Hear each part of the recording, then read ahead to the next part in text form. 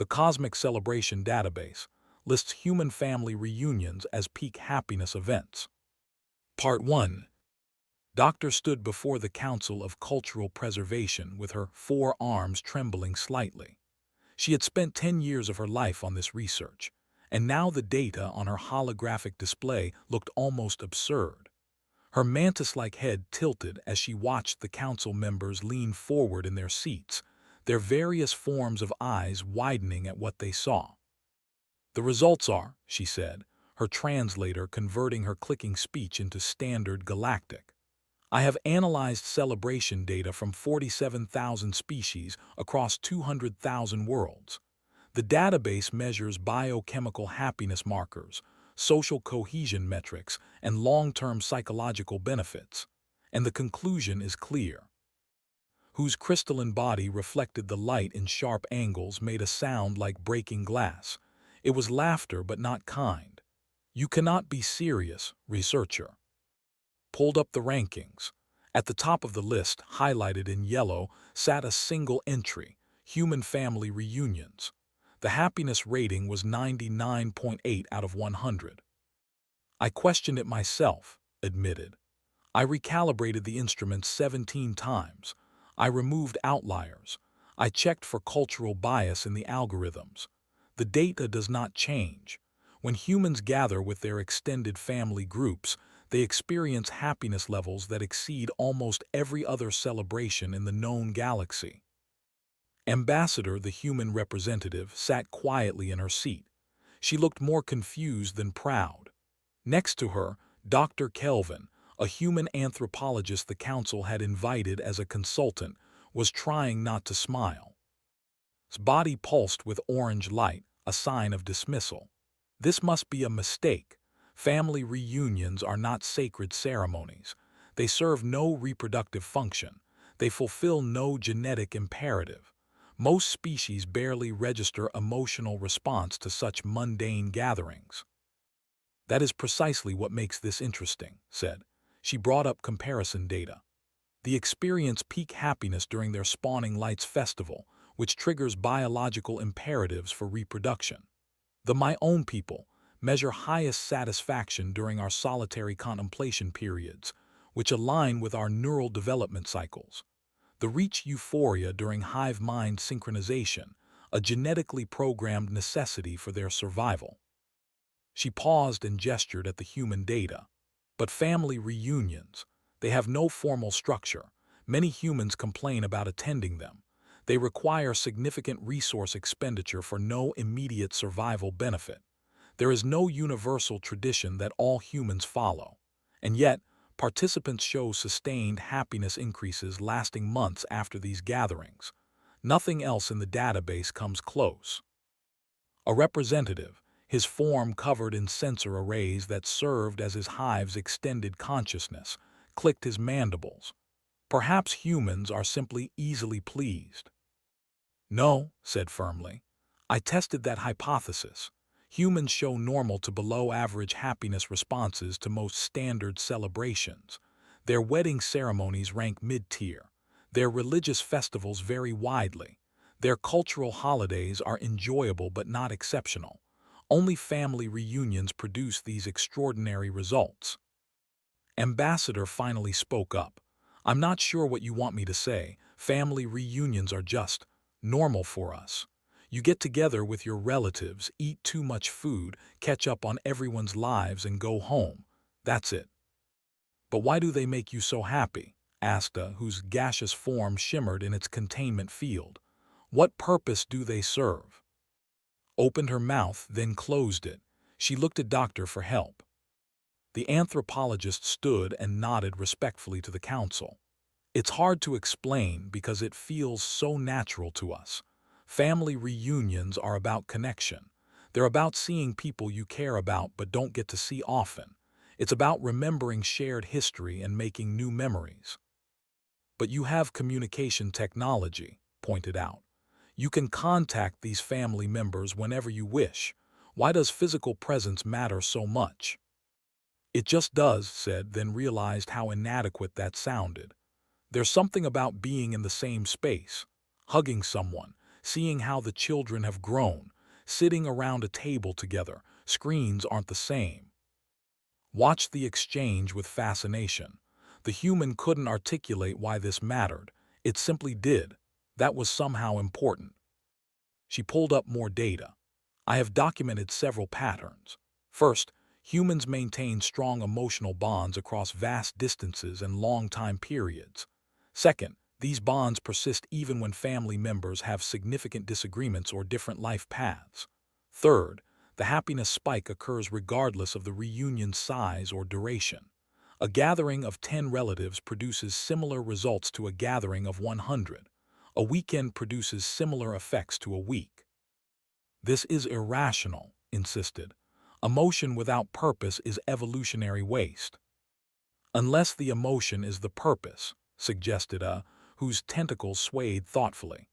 Perhaps humans have evolved to need these connections in ways we do not. The council chamber filled with debate. Some members insisted the data must be flawed. Others were intrigued. A few seemed almost envious, though they couldn't explain why. Finally, the council's high arbiter, an ancient being whose species name was unpronounceable in most languages, raised a gnarled appendage for silence. This council's purpose is to understand and preserve cultural practices across the galaxy. If humans have developed something unique, we must study it properly. Doctor, what do you propose? Had prepared for this. I request permission to form a research team and conduct field observations on Earth. We must attend these family reunions ourselves and document what occurs. Only then can we understand why they generate such profound happiness. Crystalline form darkened, a waste of time and resources. Perhaps, the High Arbiter said, or perhaps we will learn something valuable. I approve the expedition. Doctors, select your team. Ambassador, we will need your government's cooperation. Nodded slowly. I'll contact Earth, though I have to warn you, some families might be a bit overwhelmed having alien researchers at their reunions. We will be discreet, promised. Sure, said, and had to hide another smile. The ambassador clearly imagined how discreet a Mantisalien and her team would be at Grandma's backyard barbecue. Over the next several weeks, assembled her team. She chose researchers from 6 different species, each with expertise in different aspects of social behavior. She also requested that Doctor join them as a cultural guide, and to her relief, he agreed. They reviewed hundreds of hours of recorded human family reunions, trying to find patterns, but each one seemed different. Some were formal events with planned activities. Others were chaotic gatherings with no structure at all. Some families were warm and affectionate.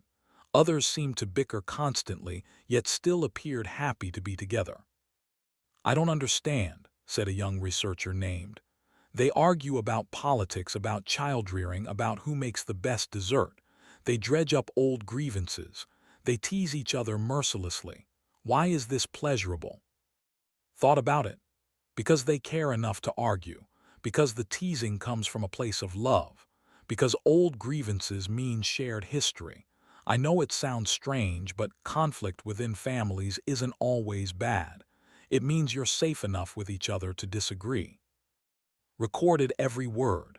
None of it fit her species' understanding of social bonding, which was primarily conducted through pheromone exchange and served purely reproductive functions. They met their relatives only when necessary. Finally, the preparations were complete. Earth's government had granted them access and helped coordinate with 3 families who agreed to be observed. 1 family in Kenya, 1 in Texas, and 1 in Portugal.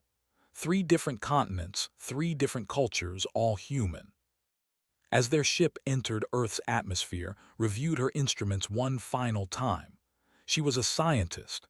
She dealt in measurable data.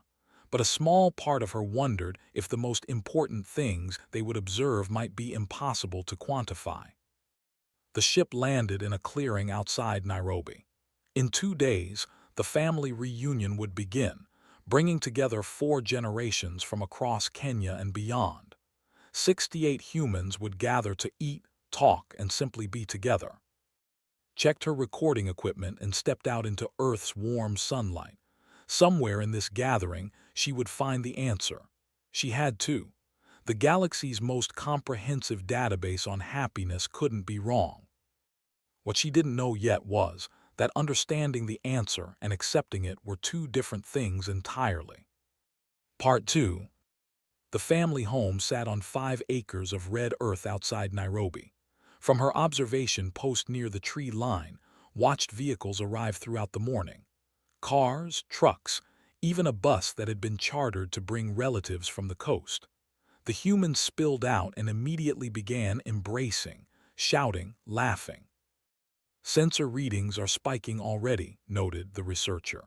His compound eyes tracked multiple conversations simultaneously. Oxytocin, dopamine, serotonin levels all elevated, and the event hasn't officially begun. Doctor smiled. That's because it doesn't have an official beginning. It starts the moment the first person arrives. Had positioned her team to observe different aspects of the gathering. She would shadow the family matriarch, Mama Grace, who at 87 years old was the oldest living. 2 researchers would monitor the children. 2 would observe the middle generation. 1 would track resource expenditure and social efficiency. As the sun climbed higher, activated her camouflage field and moved closer. The humans had been told about the observers, but her team would remain invisible to avoid disrupting natural behavior. She found Mama Grace sitting in a plastic chair under an acacia tree, watching her family with eyes that held decades of memory. People kept approaching her, kneeling down to kiss her cheek or hold her hands. Each time, the old woman's face lit up. A young woman approached, maybe 25 years old, carrying a baby.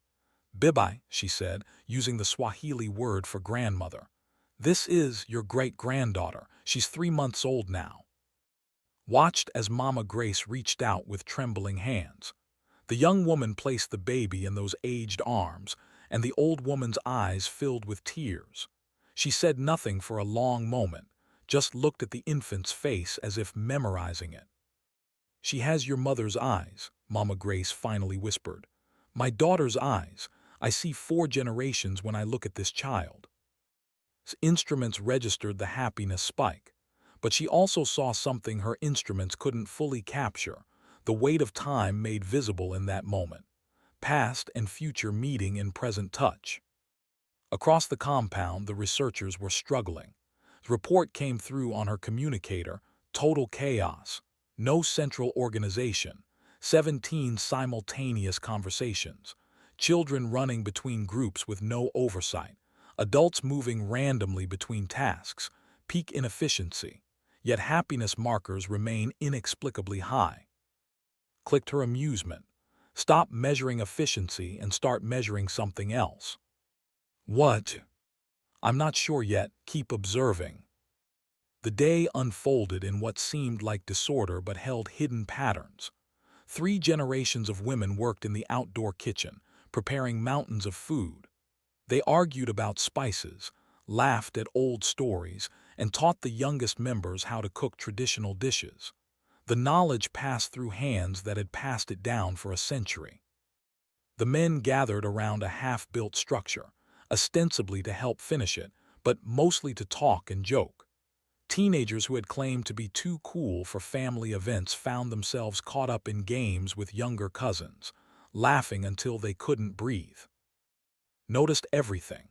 The uncle who pulled aside his nephew and quietly asked about the young man's depression, offering help without judgment. The sisters who hadn't spoken in 2 years finally sitting down together, working through their conflict because reunion was the safe space to do it. The grandfather teaching his teenage granddaughter the family blessing in Kikuyu, the same blessing his grandfather had taught him 70 years ago. That last one stopped cold. She recorded it 3 times, analyzing from every angle. The teenager didn't fully understand the words. The grandfather's voice cracked with age, but the transfer of information mattered less than the transfer of connection. The girl would remember this moment. She would teach her own someday. The chain would continue. "They're time-binding," whispered into her recorder. "They're making themselves immortal through each other." Halfway across the world, her colleagues were making similar discoveries at the Texas reunion. The research team there had expected a typical human celebration, structured, planned, efficient. Instead, they found 60 people gathered in a backyard with grills smoking, children in a pool, and conversations happening in 3 languages.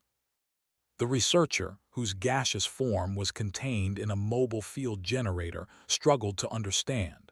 They're eating food that is demonstrably unhealthy. They're staying in heat that is uncomfortable. Half of them have complained about the temperature, the noise, or their relatives. Why are they still registering as happy?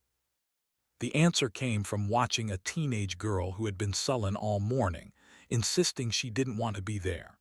Then her grandmother pulled out old photo albums.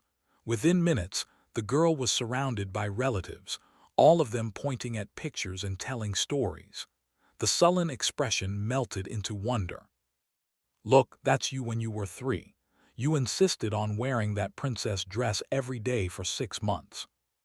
And there's your mom at your age. You look just like her. Remember when we all went to the lake? You caught that fish and wouldn't stop talking about it for weeks." The girl was being reminded of who she was, not just in this moment but across time. She was part of a story much bigger than herself.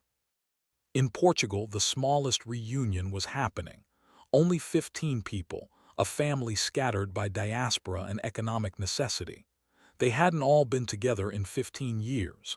The gathering was more subdued, tinged with melancholy. 2 family members had died since they last met. The energy being researcher expected the happiness ratings to drop. Instead, they soared. The family sat together on a terrace overlooking the Atlantic Ocean. They talked about those who were gone. They cried together. They shared stories about the lost loved ones that made everyone laugh through tears. And in that sharing, in that collective remembering, the researcher observed something profound. Grief shared was grief divided. Love shared was love.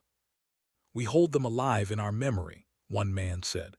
"As long as we gather and speak their names, they're still part of us." Back in Kenya, the evening brought food. Mountains of it. Ugali and chapati, more dishes than could catalog. Everyone ate together, passing plates, arguing playfully over who made the best version of each dish. Then came the music. Someone had brought a guitar, someone else had drums. The singing started, traditional songs that everyone knew. Even the youngest children knew the words, the songs their ancestors had sung. Watched 3-year-olds dancing with their 90-year-old great-grandmother. She watched teenagers who spent most of their time on phones suddenly fully present, clapping and singing. She watched grown adults becoming children again in their parents' eyes, while simultaneously being parents to their own children. "They exist in multiple times at once," she recorded. "Child, parent, grandchild, all simultaneously. The reunion collapses time." As night fell and children began to fall asleep on laps, on couches, in cars, the adults stayed up talking. The conversations grew deeper. People shared struggles they hadn't told anyone. Others offered help, advice, or just listening. Problems that had seemed insurmountable alone became manageable when shared. Noticed Mama Grace still sitting in her chair, watching everything. The old woman was exhausted, her body clearly strained by the long day, but her face held profound contentment. Doctor appeared beside, visible only because he stood in her sensor field. "See it now?" he asked quietly. "I see that they need each other in ways I didn't understand," admitted. "My people are solitary. We meet to reproduce and then separate. We feel no loneliness in isolation because we're built for it, but humans aren't." "We're not built for isolation," agreed. "We're built for each other, and family reunions remind us of that. They remind us we're part of something bigger than ourselves, that we're remembered, that we matter." Thought of her own children, whom she hadn't contacted in 40 years. It was normal for. They raised their offspring until independence, then separated. There was no emotional attachment because biology didn't require it. But watching the family, she wondered if her species was missing something. Not better or worse, just different. Humans had evolved to need this. They had made a weakness into a strength. The happiness doesn't come from the food or the activities, she said slowly. It comes from being seen, being known, being part of a continuous story. Now you're getting it, said. As the last vehicles pulled away after midnight, Mama Grace was helped inside by her daughters. Watched the old woman turn back for one last look at the compound, now quiet except for a few relatives sleeping in tents. The sensors showed Mama Grace's happiness levels were the highest recorded in the entire database. This exhausted, elderly human, surrounded by noise and chaos all day, was experiencing peak contentment. Finally understood why. Mama Grace had seen proof that her life mattered, that the love she had given had crossed generations, that she would be remembered not as a biological ancestor, but as a person who had shaped other people through care, through stories, through presence. The reunion wasn't celebrating a moment. It was celebrating continuity itself. And that, realized, was something truly extraordinary. Part 3. 3 months after the field observations, Doctor stood before the Council of Cultural Preservation once more. This time, her 4 arms were steady. She had found her answer. The data was not wrong, she began. Human family reunions do generate the highest sustained happiness levels in the known galaxy.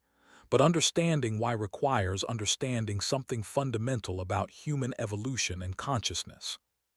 She brought up her presentation. Images from all 3 reunions played across the holographic display.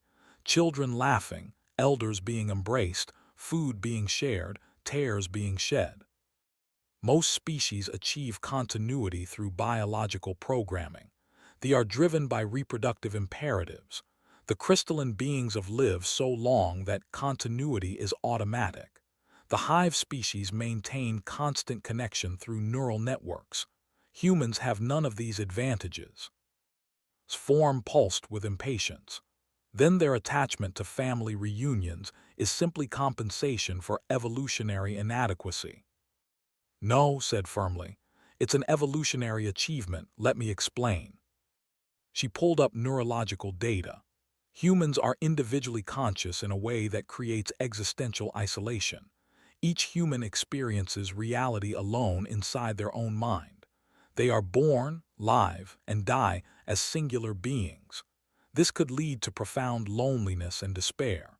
Many species with similar consciousness structures have developed nihilistic cultures or failed to thrive. But humans invented something remarkable. They created chosen continuity. They maintain bonds not because biology demands it, not because society requires it, but because they decide the connection matters.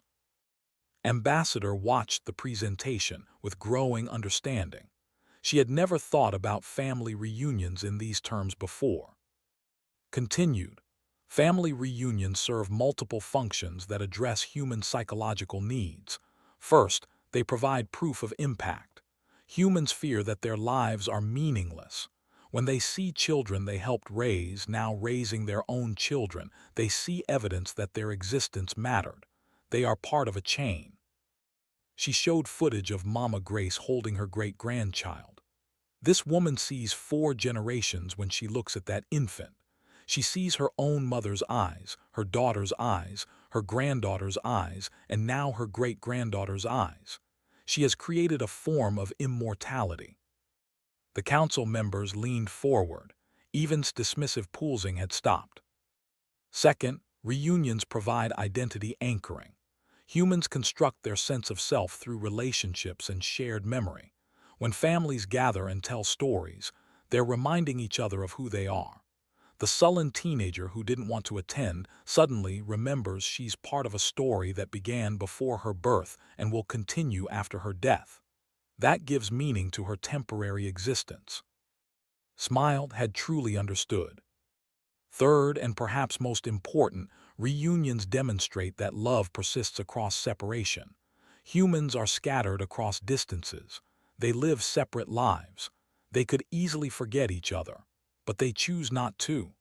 They expend resources and effort to come together, proving that the bond matters enough to maintain. She paused and looked directly at. You called this inefficient, but efficiency is not the goal. The effort itself is the message. By spending time, money, and energy to reunite, humans prove to each other that they matter. The difficulty of gathering makes the gathering meaningful. Raised a tentacle. But we observed conflict at many of these reunions. Arguments, disagreements, old grievances resurfacing. How does this contribute to happiness? Because conflict within safety is intimacy, explained. Humans can disagree with their family members precisely because the underlying bond is secure. They know they'll still be family tomorrow. This allows for authentic expression. Many humans spend their lives performing roles for employers, friends, and society. With family, they can be themselves, including the difficult parts. She showed footage from the Portuguese reunion, where family members had wept together over their losses. Even shared grief contributes to bonding. By bearing witness to each other's pain and survival, they lighten individual burdens and strengthen collective resilience. The High Arbiter spoke for the first time. So, human family reunions are essentially a technology for combating existential isolation. Yes, said. And it's an incredibly sophisticated technology. It addresses multiple psychological needs simultaneously while being adaptable to different cultures, family sizes, and circumstances. There's no single right way to have a reunion, which means every family can create their own tradition while achieving the same fundamental goals. She pulled up her final data. The long-term effects are remarkable. Participants report feeling more resilient, more connected, and more purposeful for months after reunions. Family members who were struggling with mental health issues show improvement. Children who attend regular reunions develop stronger sense of identity and belonging. Elders report feeling their lives had meaning. This is why the happiness ratings are so high, she concluded. The reunions address fundamental human needs in ways that other celebrations don't. They're not celebrating a moment or an achievement. They're celebrating continuity, connection, and chosen love. The council chamber was silent for a moment. Then the discussions began. Over the following weeks, the report spread through the galactic community. The reaction was divided. Some species dismissed it as interesting but irrelevant to their own cultures. The hive species couldn't imagine needing such gatherings when they were in constant mental contact. The crystalline beings lived for thousands of years and had different concepts of time entirely. But other species were fascinated. The who existed as individual consciousness but could merge temporarily began experimenting with scheduled merging ceremonies. The two's surprise received dozens of inquiries from her own people asking about the research. And then the visits to Earth began. Delegations from 30 species requested permission to observe or participate in human family reunions. Earth's government, bemused but willing, established a cultural exchange program. Some aliens attended reunions as observers. Others were invited as honorary family members. A few tried to implement similar practices with their own species.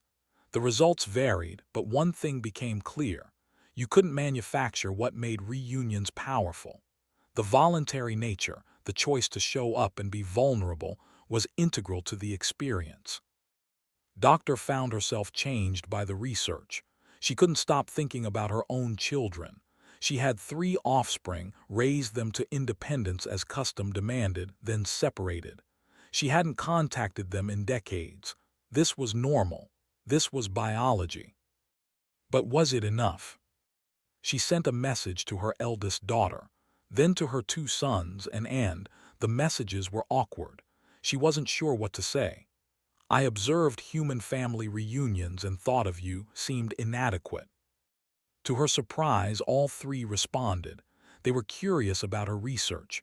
They asked questions about the humans, and slowly, carefully, they began talking about other things, their own lives, their work, their relationships. 6 months after her presentation to the council, did something unprecedented in history. She invited her children to gather, not for reproduction, not for resource sharing, not for any biological reason, just to be together. They came, though all three were clearly uncertain about the purpose. They met at its residence in a climate-controlled dome that overlooked the desert. "I don't know how to do this," admitted. "This isn't our nature, but I wanted to see you, all of you, together." Always the most direct, clicked her question plainly. "Why?" "Because the humans taught me something," said. "They taught me that biology isn't destiny. They taught me that connection is a choice. And I choose to know you not just as offspring I created, but as individuals I care about." It was the most emotional thing she had ever said. Didn't do emotion, not like this. But her children stayed. They talked awkwardly at first, then with more ease. They shared their research, their struggles, their observations of the galaxy, and mentioned he had a mate now, talked about his work on distant stations, spoke about her own offsprings whom she had never met. It wasn't like the human reunions. There were no tears, no embraces, no elaborate food preparation. But there was connection. There was choice. There was the beginning of something new. As the gathering ended, paused at the door. "Will we do this again?" Felt something in her thorax, a sensation she didn't have a name for. "Would you want to?" "Yes," her daughter said simply. News of the first family reunion made minor headlines in the galactic press. It was a curiosity, a footnote, but knew it was more than that. A year after her initial presentation, Ambassador invited to Earth. The family was having another reunion, and Mama Grace had specifically requested the alien researcher's presence. This time didn't hide. She arrived openly, and the family welcomed her not as an observer but as a guest. Children asked her questions about space. Adults wanted to know about her research. And Mama Grace, now 88, smiled and said, "You understand us now." "I'm beginning to," admitted. She sat with the family as they ate. She listened to their stories. And when Mama Grace taught her great-great-granddaughter the family blessing, recorded it not for scientific purposes but because she wanted to remember. At the end of the evening, Doctor found her sitting alone under the acacia tree. "So what's your final conclusion? You never officially closed the research." Considered the question carefully. The Cosmic Celebration database was right. Human family reunions generate peak happiness because they address something fundamental, the need to matter across time, to be remembered, to be part of a chain of love that transcends individual existence. She paused, then added, "But the database was also incomplete. It measured happiness but not why happiness mattered. Humans taught the galaxy something important. They showed us that consciousness doesn't have to mean isolation, that being temporary doesn't mean being meaningless, that we can choose to build monuments not of stone but of memory. And these monuments live," said, echoing the words had once spoken. "Yes," agreed. "They live in the stories we tell, in the bonds we maintain, in the choice to gather and say, 'You mattered, you matter, you will matter.'" She looked up at Earth's moon rising over the Kenyan landscape. "My people evolved for solitude, but evolution isn't destiny. The humans proved that. Maybe the galaxy can learn to be a little less lonely." Smiled, "Welcome to the family." The researcher's translator didn't quite capture the emotion in those words, but she understood anyway. She had been included. Not studied, not observed, but welcomed. It was inefficient. It was illogical. It was wonderful. The Cosmic Celebration database would need an update. Not to change the rankings, but to add a note. The highest happiness comes not from what we celebrate, but from who we celebrate with. And the most advanced technology in the galaxy might just be the simple choice to love across distance, across time, across difference. To gather and remember, to connect and be remembered, to say in a vast and ancient universe, you are not alone. That was humanity's gift to the stars.